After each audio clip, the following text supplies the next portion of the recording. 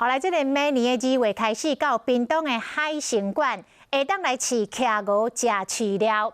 但是，都今日调查到这个徛鹅来休困，所以一天上侪才开放8游客来报名。硬硬的嘴，圆滚滚的巴肚，满乌色的鱼啊，这是屏东海参馆高水阁后代的徛鹅。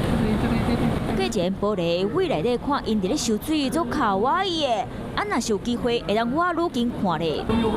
工作人员为水池啊压饲料，水花喷真悬，徛鹅拢游过来要食一顿粗饱。大家足欣赏工作人员会当我近看。其实为明年2月开始，屏东海参馆会头一摆规划开放民众饲徛鹅。